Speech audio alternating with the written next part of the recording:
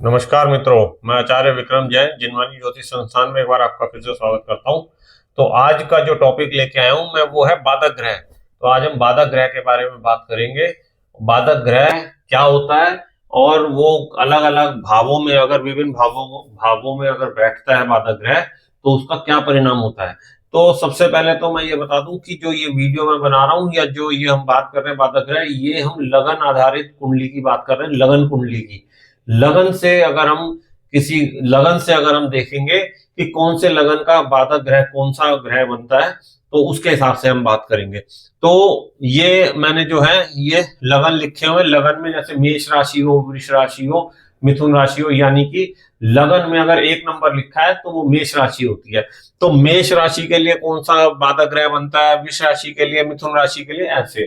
तो ये जो है हमारी जो राशियां हैं वो तीन तरीके से बांटी गई हैं: चर, स्थिर और द्विस्वभाव राशि। तो चर राशि कौन कौन सी होती है? 1, 4, 7, 10, यानी कि मेष राशि, कर्क राशि, तुला राशि, मकर राशि, ये जो है ये चर राशियां कहलाती हैं, चलायमान राशियां।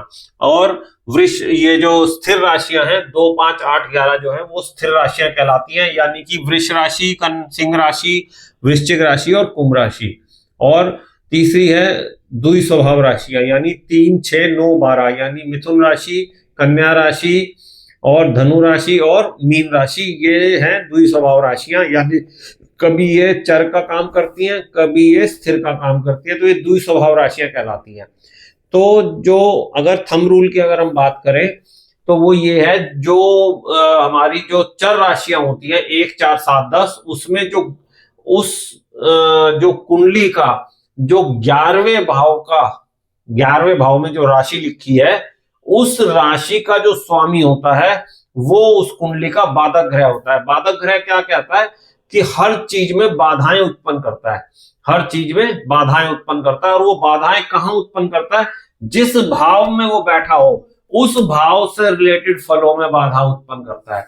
इसी तरीके से जैसे स्थिर राशियां हो गई हमारी, यानी 2, 5, 8, 11, तो 2, 5, 8, 11 जो राशियां हैं स्थिर राशियां, उनमें जो कुंडली बनेगी उस कुंडली में जो 9वें भाव में जो राशि लिखी होगी उस राशि का जो स्वामी होगा वो बाधक ग्रह कहलाएगा। इसी तरीके से अब जो द्विस्वभाव राशियां होती हैं 3, 6, 10, 11, तो उन पर्टिकुलर कुंडली में जो 7वें भाव में जो राशि लिखी होगी उस राशि का जो स्वामी होता है वो उस कुंडली का बाधक ग्रह कहलाता है। तो अब जैसे हम बात करते हैं, मान लो ये तो मैंने आपको मोटे तौर पे एक्सप्लेन कर दिया। जैसे हम मेष राशि है, अगर आपको जैसे किसी को नहीं समझ आ पाया कि जैसे मेष राशि हो गई, लगन में अगर एक नंबर लिखा है मेष राशि है, तो उस कुंडली का जो बाधक ग्रह बनेगा वो कौन सा बनेगा? 11वें भाव का स्वामी। तो 11वें भाव में कौन सी राशि आएगी? 11 नंबर, यानी कुंभ राशि। तो कुंभ राशि का स्वामी कौन है? शनि। तो शनि बनेगा। इस तरीके से वृष राशि, वृष राशि है हमारी स्थिर राशि। अब स्थिर राशि का मैंने बताया था, स्थिर राशि में 9वें भाव का स्वामी जो है वो बाधक ग्रह बनता है। तो वृष राशि की अगर हम कुंडली बनाते हैं जिसमें कि लगन वृष लगन हो, वृषभ लगन हो, तो उसमें 9वें भाव में कौन सी राशि आएगी? शनि की राशि आएगी। तो शनि जो है उसका बाधक ग्रह बनेगा। इसी तरीके से मिथुन राशि जो है द्विस्वभाव राशि है, तो द्विस्वभाव राशि का जो स्वामी मैंने आपको बताया, बाधक ग्रह जो बताया, वो बताया कि 7वें भाव का जो स्वामी है वो बाधक ग्रह है। तो द्विस्वभाव राशि में मान लो हम मिथुन राशि की बात कर रहे हैं, तो मिथुन राशि अगर हम लगन में मिथुन राशि लिखते हैं तो उसके 7वें भाव में कौन सी राशि आएगी? धनु राशि। तो धनु राशि का स्वामी हो गया बृहस्पति।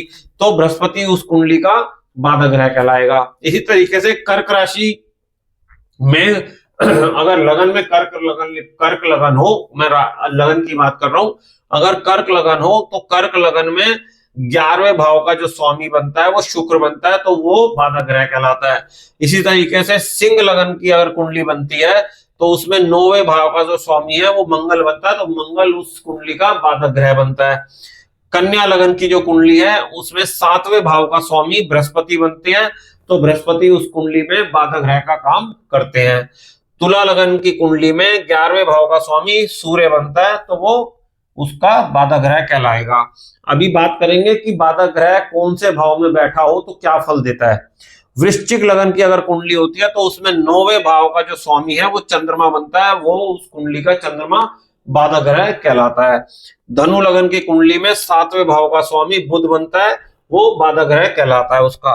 ऐसे ही मकर लगन की जो कुंडली बनेगी उसमें 11वें भाव का जो स्वामी बनेगा वो मंगल बनेगा, और मंगल उस कुंडली का जो है वो बाधक ग्रह कहलाएगा।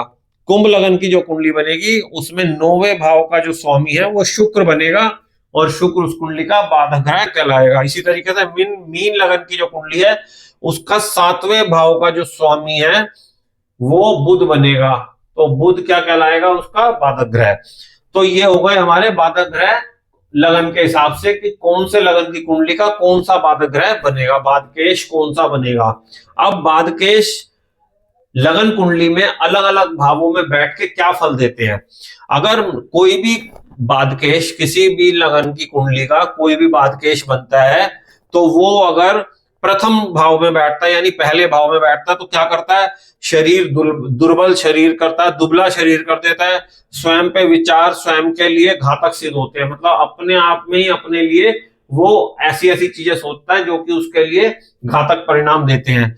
दूसरे भाव में बैठा हो तो क्या होता है, अधिक परिश्रम के बाद धन मिलता है, क्योंकि ये धन कुटुंब वाणी का हमारा दूसरा भाव है, तो दूसरे भाव से हमें धन कुटुंब और वाणी ये 3 चीजें मिलती हैं। वैसे तो और बहुत सी चीजें मिलती है, मुख्यतः यही कहा गया है।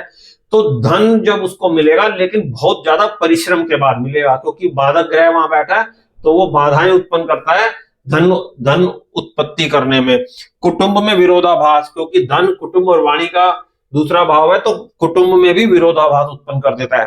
तीसरे भाव में जब बैठता है तो तीसरा भाव क्या है, हमारी हिम्मत का, करेज का और छोटे भाई बहनों का, तो इन सब में प्रॉब्लम करता है। जैसे कि हिम्मत में कमी आ जाती है उसकी, मतलब थोड़ा डरपोक टाइप इंसान बन जाता है वो, और छोटे भाई बहनों का सुख नहीं मिलता या उनके साथ उसका तालमेल सही नहीं रहता, और मानसिक तौर पे वो कमजोर हो जाता है, मतलब थिंकिंग पावर उसकी वीक हो जाती है काफी। चौथे भाव की थिंकिंग पावर मानसिक तौर पे, मतलब तीसरा भाव जो है वो कम्युनिकेशन का भी भाव है और प्लानिंग का भाव है, तो कम्युनिकेशन लेवल पे वो वीक हो जाता है काफी ज्यादा। चौथे भाव पे अगर हम बात करते हैं तो चौथा भाव जो है हमारा प्रारंभिक शिक्षा का भाव है, हमारा धन का भाव है, वो उसका भूमि का भाव है, हमारे वाहन का भाव है, तो ये सुखों का भाव है, तो ये सारी चीजों का भाव चौथा भाव कहलाता है। अगर चौथे भाव में अगर बाधक ग्रह बैठता है तो क्या करेगा, इन सब चीजों में कमी कर देगा, यानी कि प्रारंभिक शिक्षा में कमी कर देगा, वाहन में कमी करेगा, भवन लेने में, भूमि लेने में, और माता के सुख में भी वो कमी करता है। पंचम भाव किस चीज का है, पंचम भाव हमारा एजुकेशन का है, हमारा संतान का है, हमारा लव लाइफ का है, इन चीजों का है पंचम भाव। तो क्या करेगा, इन चीजों में समस्याएं उत्पन्न कर देगा, यानी गर्भपात कराएगा, संतान में समस्याएं होंगी, संतान सुख नहीं मिल पाएगा उसको। छठा भाव किस चीज का होता है, छठा भाव हमारा नौकरी का होता है, मामा मौसी का होता है, नौकरों का होता है, ये सारा छठे भाव से देखा जाता है। तो अगर छठे भाव में हमारा अगर बाधक ग्रह बैठता है यानी बाधकेश बैठता है तो क्या करेगा, मामा मौसी, नौकर का सुख नहीं मिलता, सफलता में विलंब मिलता है, शत्रुओं से मित्रता, मतलब जो शत्रु है हमारे उन्हीं से मित्रता करके नुकसान अपने आप को मिल जाता है। तो सातवां भाव किस चीज का है, सातवां भाव हमारा है विवाह का, सुखी दाम्पत्य जीवन का, हमारा पार्टनरशिप का, हमारे बिजनेस का, ये सारी चीजें सातवें भाव से देखी जाती है। दूसरी संतान, ये सब सातवें भाव से देखी जाती है। तो सातवें भाव में अगर बाधक ग्रह बैठता है यानी बाधकेश बैठता है तो क्या होगा, विवाह या दाम्पत्य जीवन में परेशानियां उत्पन्न हो जाती हैं।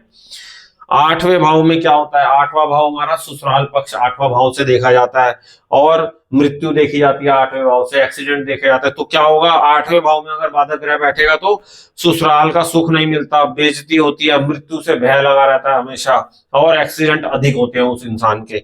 नवे भाव में अगर बाधक ग्रह बैठता है तो क्या होगा, नवा भाव जो हमारा पिता का भाव है, हमारा धर्म का भाव है, तो नवे भाव से पिता का सुख नहीं मिलता, कमजोर और उच्च शिक्षा में कमजोरी मिलती है। ये जो है मतलब जो पोस्ट ग्रेजुएशन या मास्टर डिग्री के लिए अगर हम देखते हैं तो नौवां भाव देखते हैं, तो उस चीज में हमारे को उच्च शिक्षा में प्रॉब्लम क्रिएट होती है, और क्योंकि धर्म का भाव है तो वो इंसान नास्तिक हो जाता है थोड़ा। और 10वें भाव में अगर जैसे बाधक ग्रह कोई 10वें भाव में बैठता है तो क्या होगा, 10वां भाव से हमारा व्यवसाय देखा जाता है, कर्म क्षेत्र का भाव होता है 10वां भाव। तो व्यवसाय में का विरोध करता है वो, कर्म ये का फल कम मिलता है, यानी कि मेहनत अधिक और फल कम, इस तरीके से हो जाता है। 11वें भाव में अगर हम हमारा बाधक भाव बैठता है तो क्या होगा, 11वां भाव बड़े भाई बहनों का होता है, मित्रों का होता है। हमारा 11वां भाव हमारी इच्छा पूर्ति का होता है, इन सब चीजों का 11वां भाव होता है। तो क्या होगा, बड़े भाई बहनों से, मित्रों से विरोध उत्पन्न रहते हैं।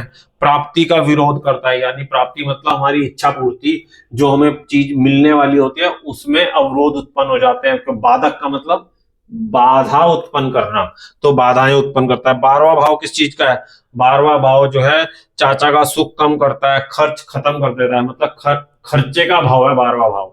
अब वो खर्च खत्म ही कर देता है, तो खर्च खत्म करने का मतलब है कि खर्चा ही नहीं होता इंसान का। तो सोचा जाए तो अच्छी चीज है कि खर्च खत्म नहीं हो, खर्च ही खत्म हो गया, उसका खर्चा होना ही बंद हो गया। लेकिन अगर हम ढंग से सोचें तो खर्चा खत्म क्यों हो गया, क्योंकि उसकी आय के स्रोत खत्म हो जाते हैं। जब पैसा आएगा ही नहीं तो खर्चा कहां से करेगा वो। तो इस तरीके से ये भी इस चीज में बाधा उत्पन्न करता है, यानी खर्चा ही नहीं करने देगा इंसान को। खर्चा क्यों नहीं करने देगा, क्योंकि उसके पास पैसे ही नहीं होंगे। तो ये भी नेगेटिव हो गया यहाँ पे। तो इस तरीके से ये बाधक भाव विभिन्न बाधक जो ग्रह है वो विभिन्न भावों में क्या क्या फल देता है, और कौन कौन सी लगन के लिए कौन सा ग्रह बाधक ग्रह कहलाता है, इसके बारे में मैंने आज आपको बताया। तो आप अपनी कुंडली में एक बार लगा के देखिएगा, ये रूल और ये जो रूल मैंने आपको बताया, सूत्र बताया, ये 100% काम करता है। जिस भी भाव में बाधक ग्रह बैठता है उस भाव के फलों में बाधा उत्पन्न करता ही करता है वो। आशा करता हूं ये छोटी सी वीडियो आपको अच्छी लगेगी, आगे और वीडियो बनती रहेंगी। बहुत बहुत धन्यवाद।